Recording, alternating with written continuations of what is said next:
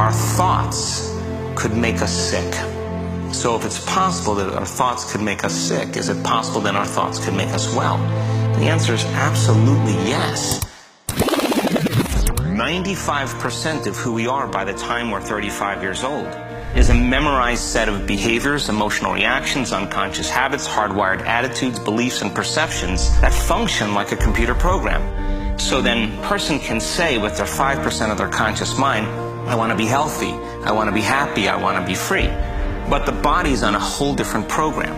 So then how do you begin to make those changes? Well, you have to get beyond the analytical mind, because what separates the conscious mind from the subconscious mind is the analytical mind. And that's where meditation comes in, because you can teach people through practice how to change their brainwaves, slow them down.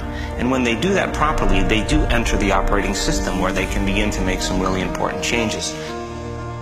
Most people then wait for crisis or trauma or disease or diagnosis. They wait for loss, some tragedy to make up their mind to change. And my message is, why wait? And you can learn and change in a state of pain and suffering, or you can learn and change in a state of joy and inspiration. And I think right now, the cool thing is that people are waking up.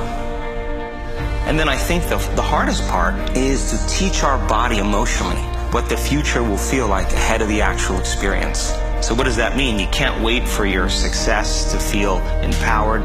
You can't wait for your wealth to feel abundant.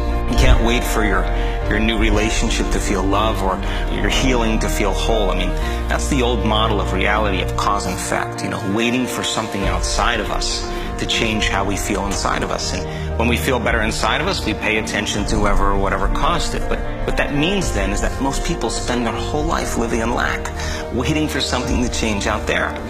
The moment you start feeling abundant and worthy, you are generating wealth. The moment you're empowered and feel it, you're beginning to step towards your success.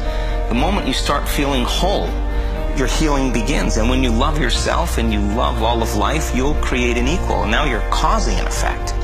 And I think that's the difference between living as a victim in your world, saying, I am this way because of this person or that thing or this experience. They made me think and feel this way.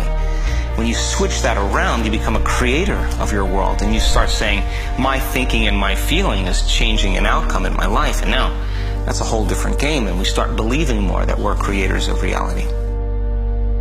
It's a scientific fact that the hormones of stress downregulate genes and create disease, long-term effects.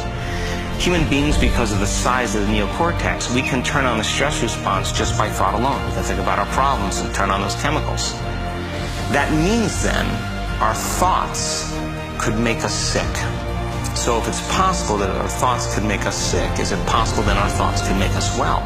And the answer is absolutely yes.